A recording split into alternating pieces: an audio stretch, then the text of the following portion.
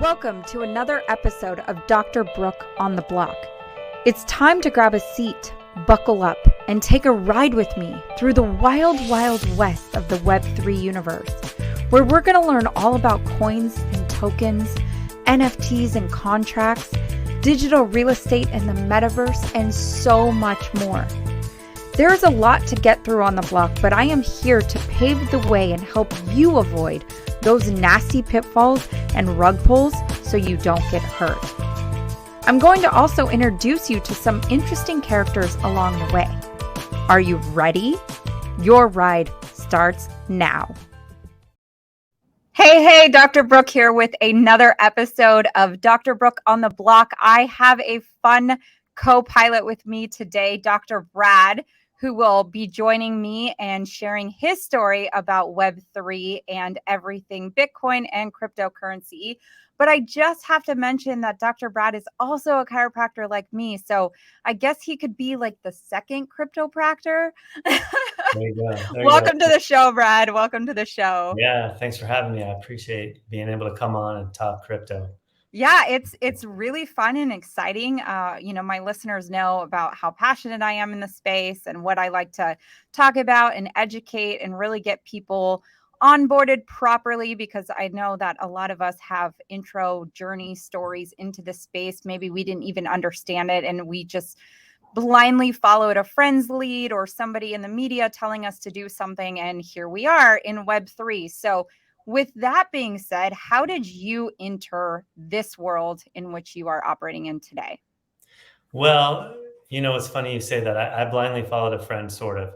But I have a mentor, a personal mentor of mine that I've worked with for years and years. And she found out, I don't know how she found out about Bitcoin, but many years ago, she learned about it and started talking about it. She's like, you should look into this, you should look into this. And it just wasn't on my radar. I was really focused on chiropractic. I think I was recently out of school and in practice. So I was really focused on that building. So it's like someday, maybe or whatever. And then, she would just bring it up every once in a while. And then about 2.5 years ago now, actually a little longer, I suppose. But anyway, about 2.5, 3 years ago, I started paying a little more attention to it. And like I say to people now who have some interest, she said to me, just buy a little bit, a couple $100 into Bitcoin, and then you'll learn about it. Because once you have a little skin in the game, you start paying attention. And that's exactly what happened. I started paying attention. I started watching some YouTube shows, the people put out daily shows and things like that, and just started to pay attention to Bitcoin, cryptocurrencies. I didn't know anything about it. I wasn't really an investor at all.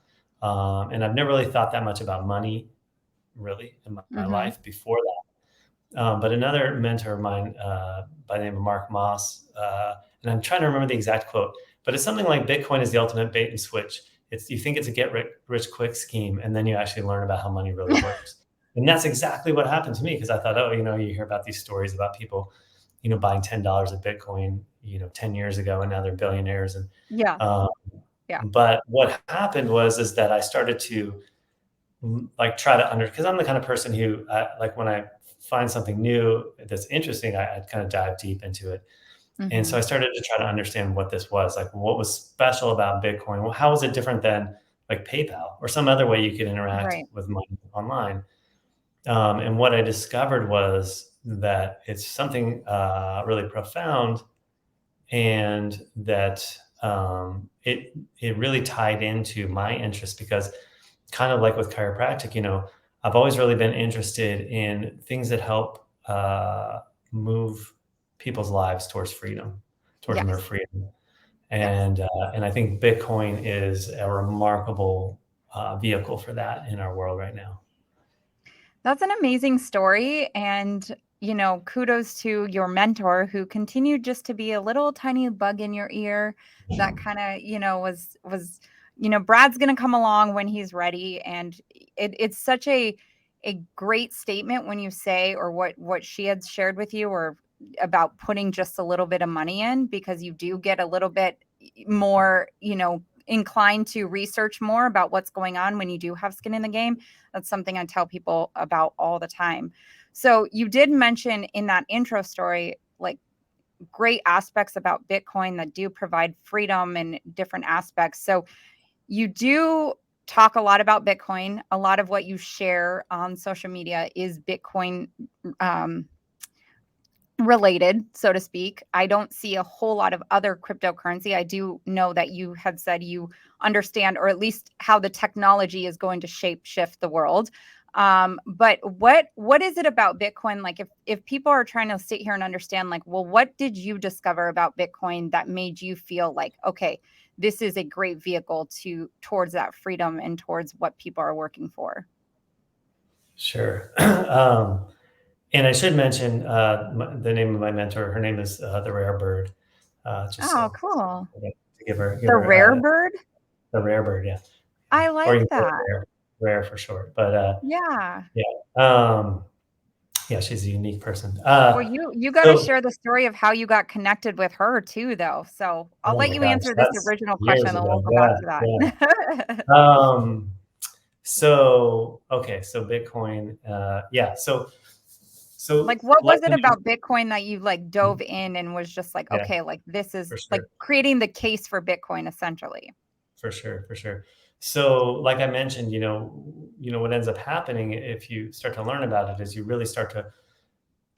It's like it forces you to question some fundamental, not beliefs, but things you take for granted, like money, right? We all deal Mm-hmm. with money all the time. You Mm-hmm. hear all kinds of phrases. Money, makes the world go round. Money's the root of all evil. All these things. But Mm-hmm. what like money really is, like what because it was a human invention, right? Mm-hmm. There used to not be money some many Mm-hmm. thousands of years ago, and Mm-hmm. then people, we kind of maybe all thought or heard this story of how that works, but people would trade, right? Mm-hmm. As humans started to come into interaction with each other, specialize a little bit. People would raise chickens, and other people would raise whatever vegetables, and so. You could specialize and be more efficient. So the chicken person could trade some chickens for the vegetables. They could do an exchange Mm-hmm. like that. And then, humans, as we do, we're always innovating. We realize that to be more efficient, if we had something in the middle that held a certain value, that would be more efficient. So you could trade some chickens for like this money, and then you use that Right. money to buy whatever you wanted with. And throughout the history of money, there's been shells, there's been crystals, stones, all kinds of stuff.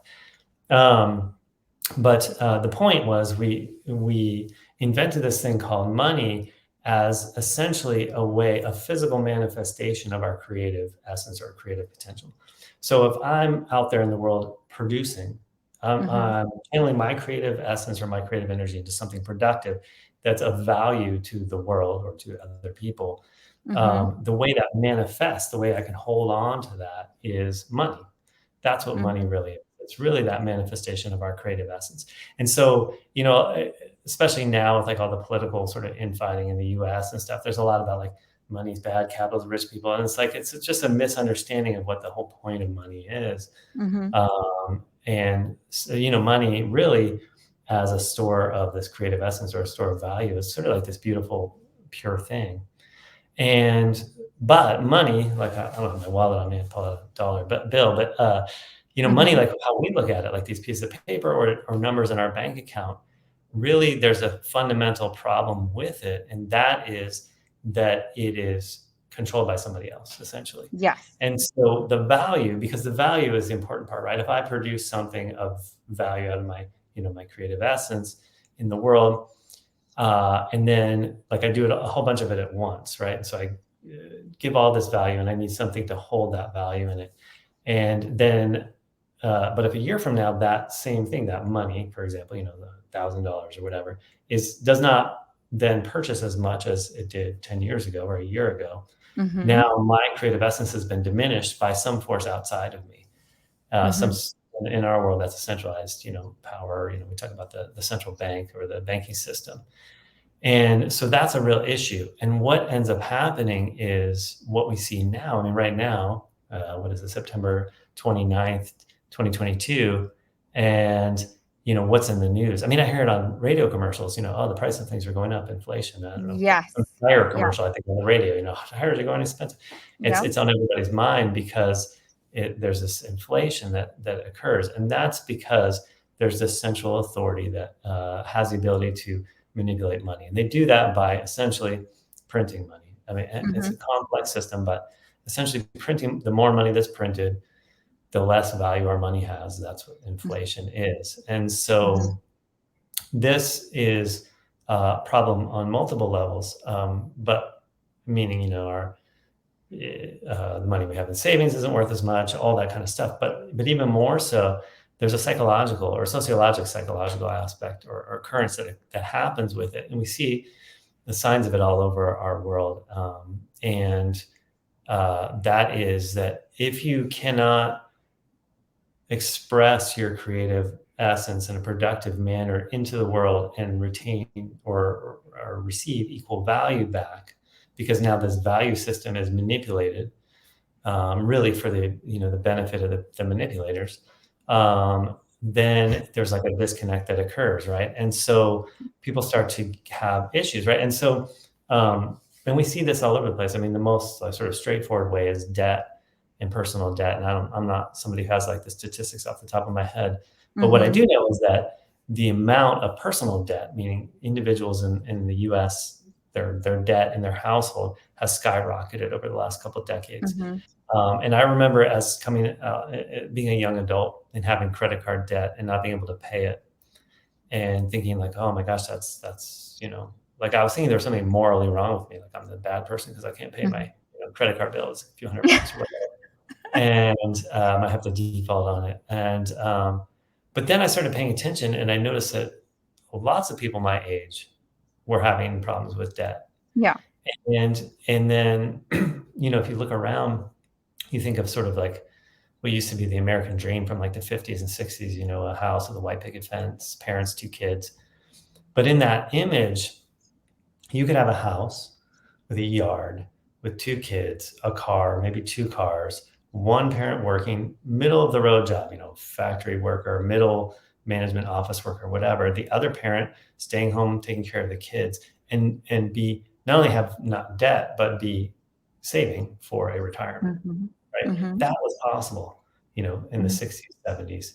Mm-hmm. And then, people started to think, well, I can get a little more out of this. So, maybe the other parent starts working a little bit. When I was a kid in elementary school, in those times, most kids that I knew about, their mothers didn't work, but a few of them did. Like my mom worked. She started doing real estate when I was 10 or 11, but that wasn't so usual.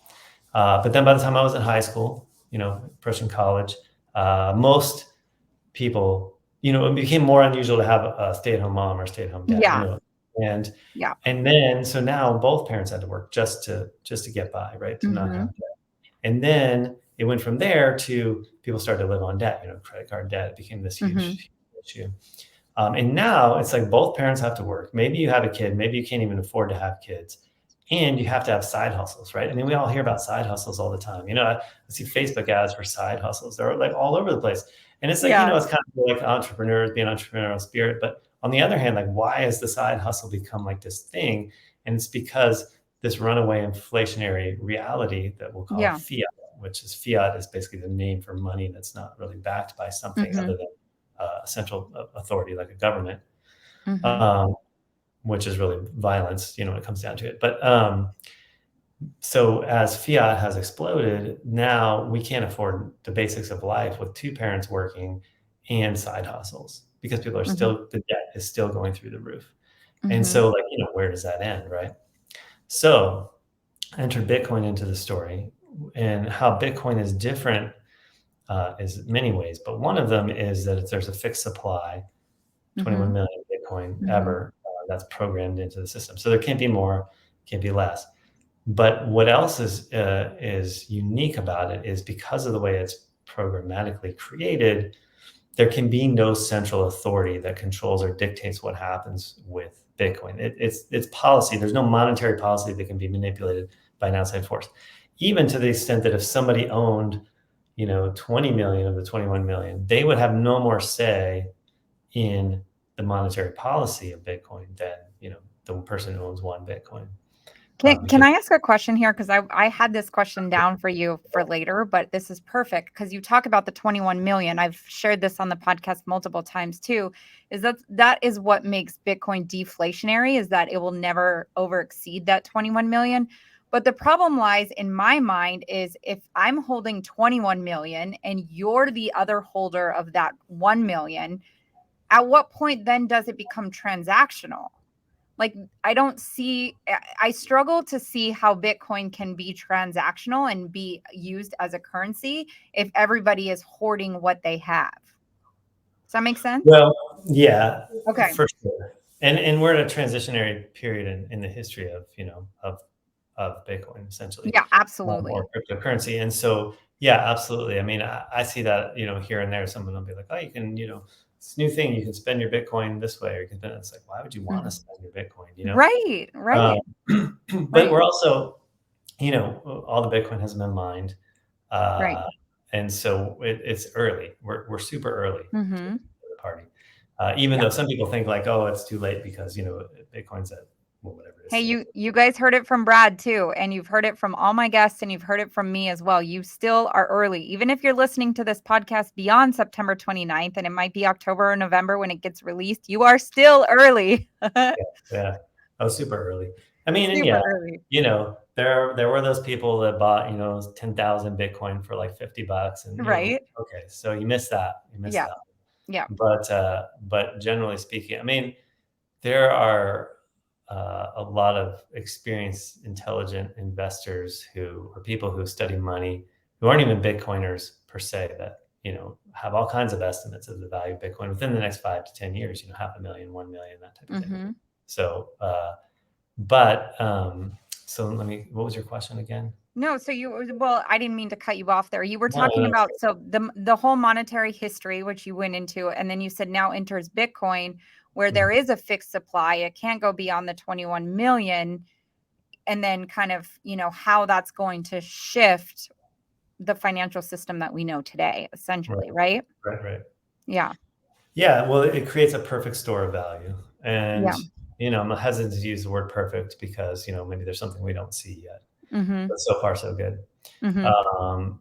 And people liken it to digital gold. And so Yeah. similar, I guess you were talking about transactionally. There have been times in history where people handed each other gold, Yeah. to buy stuff. And so it could be like that. And people do use Bitcoin. I mean, I bought some Mhm. sort of service recently in the last year with Bitcoin because that's all they took. Right. Um, and so it works. It's possible. It happens quickly, easily, Yeah. frictionless. Nobody got in the middle. I mean, the banks and the third party systems are really good at hiding that they're in the middle of everything. But, like how I said at the beginning, like how's Bitcoin different than PayPal? It's like PayPal is in the middle, in lots of ways. But if Yeah. anybody has used PayPal for business, they're familiar with all the problems with that, Oh, yeah. censoring and whatnot. Definitely. Definitely. But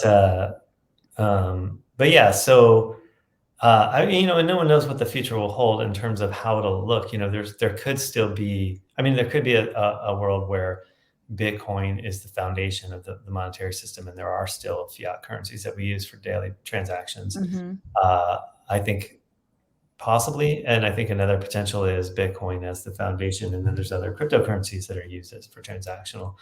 I mean, that's one of the cool things about other cryptocurrencies, I guess, is that anybody can create one, and so you that same idea of having a way to capture value and then transact Mhm. value is something that the blockchain and Web3 opens up, where like Amazon or some big Yeah. retailer could have their own cryptocurrency, Right. and you can use that to transact, and maybe they give you some sort of a discount, or maybe that's how you pay your Amazon Prime fee, by using Right. Amazon's crypto versus dollars. That would save them because they would save on credit card transaction fees, and then there'd Right. be exchange on decentralized exchanges where you can trade your Amazon tokens for other money if you want, or other cryptocurrencies speculatively, or whatever the case may be. Right. Um, but it cuts out the middleman, which is the government basically. Yeah, Uh, there's so much potential and so much growth, and there's so much, happening in the space. One of the things, okay, so you talked about Bitcoin. There could be the possibility, because we are still early on, and the narrative and the story and the the true use case of Bitcoin is kind of getting unraveled as we go, right? We're learning as we move through the space. What is your viewpoint? Because you had mentioned there's a possibility of Bitcoin being a store of value, like a digital gold, and, fiat currency still existing. Now, this can be very controversial, but the central banks, who essentially what Web3 is trying to get away from, is now turning around and recognizing, oh my God, there's millions of people globally involved in this. This is becoming a bigger thing than we thought. We tried to shut it down by claiming it was fake money and all these kind of statements that they would make around it. And now we have China, who's already created their digital currency. We have the Federal Reserve, who I always have to tell people, the Federal Reserve, we do not have a US dollar here in the United States, people. It is a Federal Reserve note. The Federal Reserve is a private entity, a private corporation. They are not part of our government, but they're looking to create a central bank digital currency, and almost in my eyes, allowing chaos to happen, essentially kind of, downfall in the cryptocurrency space, to usher in hey, here's a much simpler, chaotic free, safe move that you can make. What are your thoughts on CBDC? It's about the biggest nightmare I could imagine. Okay. Um, You and I agree. so I was talking to someone I know who gets I don't know what they call it, EBT, like food stamps in Yeah, the state of Washington where I live. And you don't get actual stamps; it's a card, right? it's a Like card. a Yeah. card, you can swipe it at Yeah. food places. And they had been doing other things, getting food online, like from some of the companies. Like we have one. I don't know if it's nationwide or just in Washington, called Imperfect Foods, and Yeah. It's like a, yeah, yeah. we have So that they here. Yeah. yeah, so they've been doing that, pandemic, you're not going shopping, right? Food Mm-hmm. delivered, it's Mm-hmm. convenient, and there's other good stuff about it. And so they hadn't been using their food stamps enough, and so they got a letter or a call from the Department of whatever in the state, and they were like, "Well, you're not using your food stamps fast enough. You must not really need them." And so they went and started spending, going and buying a bunch Yeah. of stuff at the store because they didn't want Yeah. the money to be taken away. But Right. I thought about that, and how that's like a little taste of a CBDC in Mm-hmm. the sense that, this person's spending habits on food were being controlled, were being monitored, right? Mm-hmm. And when they Mm-hmm. weren't following in line with what the organization that monitored that wanted or thought was right, they were at risk of having it pulled away. And Yes. so, if you are paid, like if they just sent cash, like instead of the food stamps, they got cash in the mail, no one would have any idea Right. what you were spending it on and Right. all that stuff, right? So it's already controlled. Like you already have to spend it only on food, and we can talk the merits of that or not. But the point being that it's a little example of how CBDCs not just could work, but will work. Mm-hmm. Because what we know, if we study anything in history, which we all had to have some sort of history in school, Yeah. that the groups in power, if they're given an avenue for more power, they always take it, right? Always. They never don't. Never Yeah. throughout history did they not. Right. And not only that, they never give it back. Right. Right? And so, we see these Mm-hmm. power grabs over, Mm-hmm. whatever with like 9/11, and the Patriot Act and stuff. Mm-hmm. Those freedoms aren't just being given back, right? And they Mm-hmm. never are, even if they were temporary. Same with a lot of the stuff, that happened in the great financial crisis and with the pandemic and everything. So similarly with CBDCs, now we have a way to, or not we, they have a way to monitor the spending habits and control the Yeah. spending habits of everybody, every Yep. single person. And Yep. along with CBDC, what you would end up doing is, I don't know if they would directly outlaw cash, but they would probably incentivize, because they're not that stupid. I think they would incentivize merchants and people to not accept cash anymore. Well, And I think it's also possible because when they pulled us off the gold standard, then it became there was a piece on the actual bill, like the Federal Reserve note, that used to say that it could be turned in for gold. uh, And they took that wording off the bill. They right. took that wording off completely. So it's like what you're saying is they'll probably eventually down the line say, like, you can't like that is of no value. You're holding a $20 bill. It's of no value. Right. Right.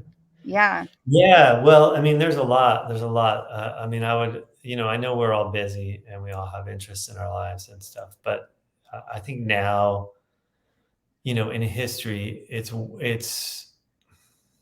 uh, I think it's in your best interest to learn and to try to, stay at least somewhat aware of, what's happening in the macroeconomic space, or, how money and finance and economies are interacting around the world. And I know it's like a big Mhm. topic, it's like, it's something I'm really interested in, and I don't feel like I understand it that well.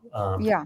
But, Yeah. there's another piece to it because we're so, interconnected financially, country to country. And, like right now we see the British pound is having this huge meltdown right now. And the British central bank just reversed course and said they're going to start, basically pumping money back into the economy. And, Mhm. um, back to the story of the family with the one parent who could work and have no debt. And now we're at like both parents have to work, with this 2-parent household, both parents have to Right. work, side hustles, debt. It's like, where does that end? Like, what's the next step? And what's the Right. step after that, right? There's got to be some sort of explosion that happens.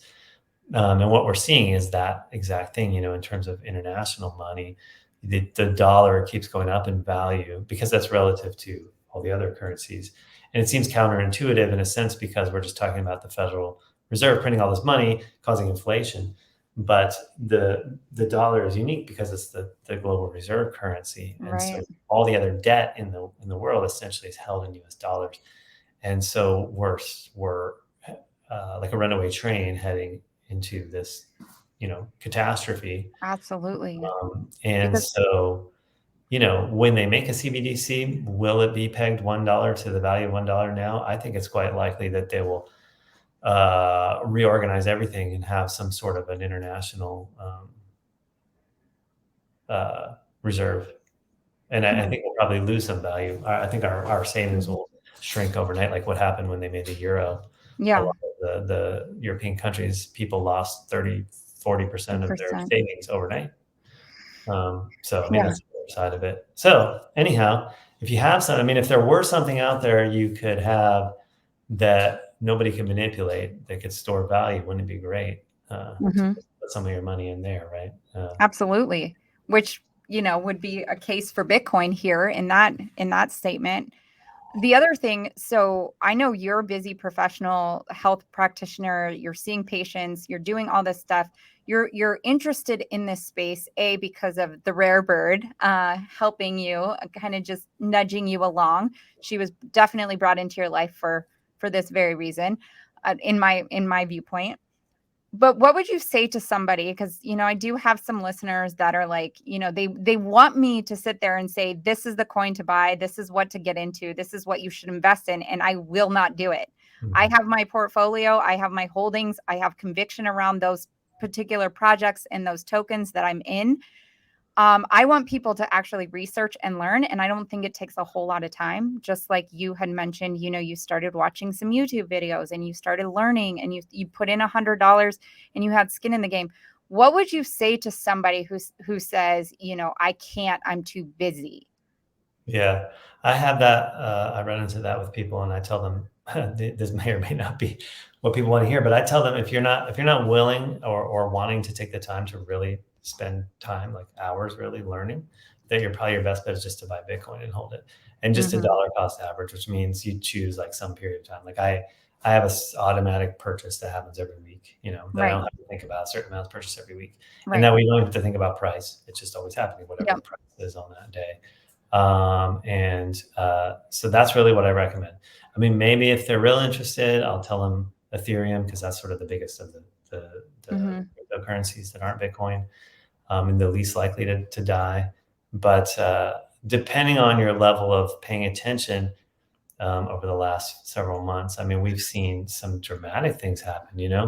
I mean, if for the listeners out there, I mean, if you heard of Luna, right? I mean, that Yes. was the most dramatic collapse I've ever heard of. And that was seen as one of the major altcoins, in the top, Yeah. or it was in the top 10, but certainly in the top 20 of value. It was Lots of like top 5 or top, Yeah, like top Yeah. 10. Yeah. Those Yeah. some of And those tokens were trading over $100. yeah. Yeah. Yeah. And essentially in a matter of hours went from, over $100 to 0.000001, Yeah, cents. less than a penny in a Yeah. couple hours. You're absolutely Much yeah. less than a penny. Yeah. Right.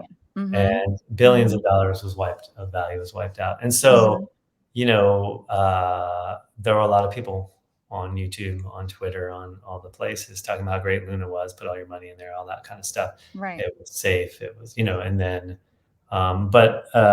before we got on record, you were saying something about Bitcoin, me being a Bitcoin maximalist or that type of thing. And I mentioned just that I love Bitcoin and then I have interest in the other cryptocurrencies. But that's one thing that I think is important. The distinction that there's Bitcoin as far as what I've been exposed to, which is Mhm. a lot of the crypto space. There's Bitcoin and then there's kind of everything else. And Mhm. part of that is that there is no, I mean, there is a founder, Satoshi Nakamoto, but nobody knows who that is, right? Right. That person or Pseudonymous. whoever, Yeah. yeah, has disappeared. Mhm. There's no central authority. There's no, I mean, it's truly, as far as I'm aware, the only truly decentralized, cryptographic Mhm. value system out there. Mhm. Ethereum, like I mentioned, the second largest, it's centralized. There's an Ethereum. There's essentially, Mhm. oh, I'm blanking on the guy's name. Vitalik. Yeah, Vitalik, right? Yeah, yeah. Yep. Yep. Right. I mean, he's the figurehead. He's not the only, Yep. but I mean, if the Right. government came and, started leaning their elbow on Vitalik, they could change Ethereum. Mhm. They Mhm. can manipulate it and change its Mhm. policy. Nobody can do Mhm. that with Bitcoin. So that's a dramatic difference. And so Luna collapsed, and we don't need to go into the details of how a cryptocurrency went from over 100 to fractions of a penny overnight. But basically, people thought they were being really smart and outsmarting, Yeah. money in the Yeah. system, and there was a flaw, and so other people exploited the flaw and crashed, Yeah. made off with billions of dollars at everyone else's expense. Right. Uh, and so that's always at risk, And Right. so, there's all these old investing adages like don't risk more than you're willing to lose, all that kind of stuff. And so Mhm. I think a lot of people lost a lot more than they were willing to lose when Luna Oh, collapsed like that. So, yeah, absolutely. I personally know a lot of I was not in Luna. Luna was not a project that I had conviction about. I don't know why. I just was not buying into the Luna train. uh, I had friends of mine who lost thousands of dollars on yeah, Luna, and that is not something they wanted to lose. They were seeing the price go from 60 to 100. And as that price point kept going up, they kept putting more in, thinking, oh, because the price point is moving up, then it must have value. And right, that's one thing that I always another thing, not even just one thing, but I mean, I teach so many of these principles, but it's the other thing that I talk about is you can't merely like look to invest in a project based off just price. Like you have to understand what is happening behind the scenes, who's the team, who are they, what have they created in the past, are this like all of it. And so you have to invest with that conviction and but it doesn't I would also add to like what you said about, like putting in some time. And if you're not even willing to put in a little bit of time in education and understanding, then maybe just don't do anything at all. Or you would say put in some in Bitcoin. I And would. I think that that could be good advice. Sometimes people may not even want to release their $50 for Bitcoin, which to me Right, is a big mistake.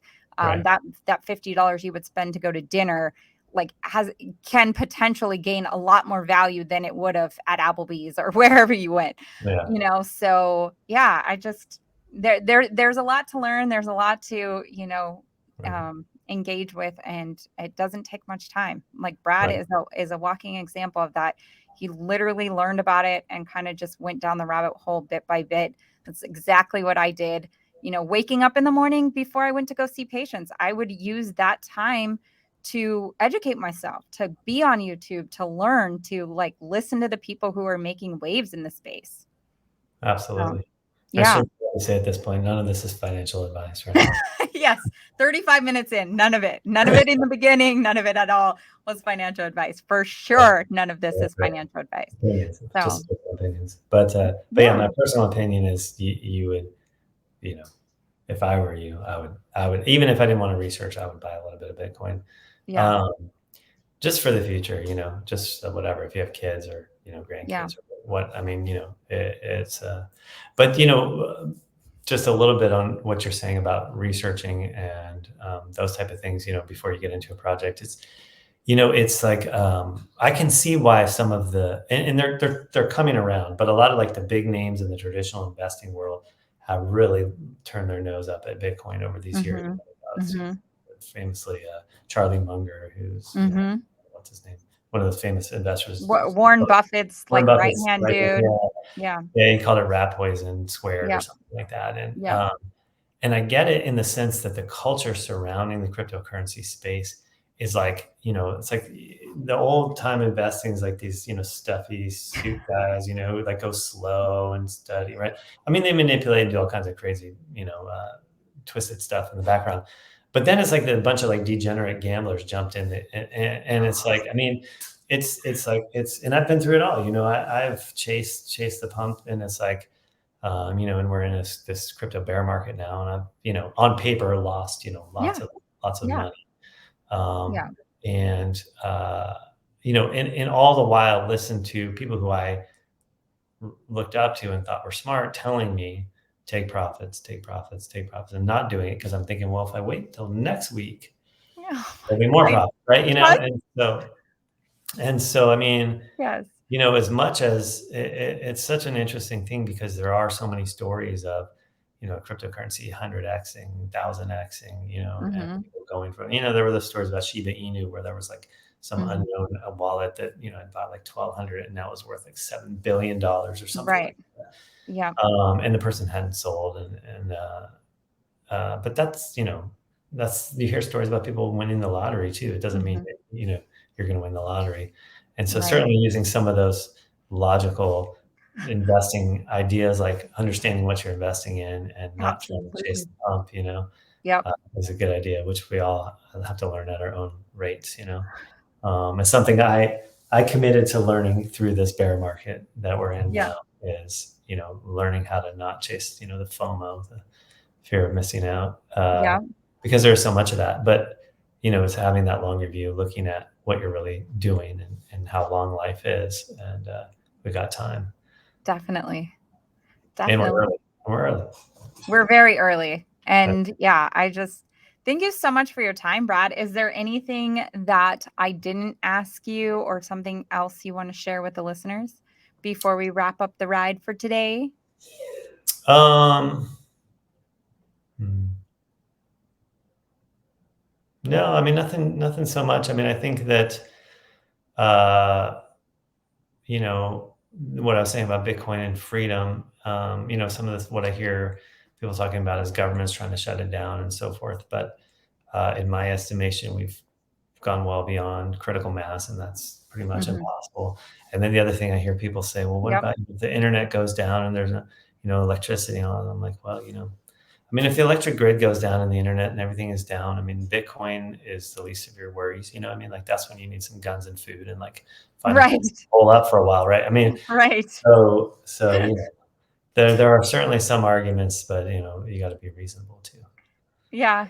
Yeah, it's going to be interesting to look back on this time frame, even in 2022, because it's been pretty much the year of the bear. Yeah. With this entire market, and not just with crypto, but with stocks. But it's going to be interesting to look back at this time. And I had seen a chart you posted on your social about Bitcoin is dead. And it was like all the points of which Bitcoin, started to like gain a lot of value, then come back down. Oh, Bitcoin's dying. And then it would surpass its number again and come back down. And that's just the nature of the financial marketplace in general. The bull doesn't run 100% of the time. The bear comes out of hibernation and he's here. And we need that, balance between to kind of shake up markets and do things like that. But I think that, like you've said, Bitcoin does have a lot of potential to hit those high numbers, 500,000 million per token, like whatever that's going to look like. And we're going to look back at this episode in 2022 and go, man, remember we were talking about it and it was trading between 19 and 20,000. Yeah. It's going to be Should have bought crazy. more. I know. Right? Yeah. for sure, Absolutely. for sure. Yeah, Awesome. and I mean, I think, price is really honestly based on speculators, and so Yes, don't get too hung up on the price. The rate of adoption is really the metric of value, and it's absolutely. still being adopted faster than anything ever has, the internet, social media, any of that stuff, so, So true. yeah, So true. yeah. Awesome, Brad. Dr. Brad. Thank you so much for your time and coming on the show and having this conversation with me. It was a lot of fun. You are the first chiropractor I interviewed on the show, so I feel like another chiro brother, which is awesome because I know there's I know there's a lot of chiropractors in the space, but not all of them speak so openly about it. It's kind of like they do their crypto stuff on the side while, they're living their lives, which is cool. But we need to also show people that it isn't just a bunch of degenerates in the space, 19, 20-year-olds coming in, throwing mama's money up against in the market. It's literally professionals, people who are highly educated and know, hey, there's an incredible opportunity here. So For sure. appreciate your time. Thank you so much. Yeah, yeah. And for all of you that are listening, as we pull this ride into the station, make sure you still have your arms and legs in the ride before we come to a complete stop and exit to the right. We will see you next week. You made it. Congratulations. That wasn't so bad, was it? I hope you laughed and learned a little bit more about this Web3 universe and how simple and fun it can really be. Would you be so kind as to leave us a review and share it with your friends and family? It would mean so much to get this out to more people as we embark on the greatest transfer of wealth that has ever happened in human history. Can't wait to see you on the next one.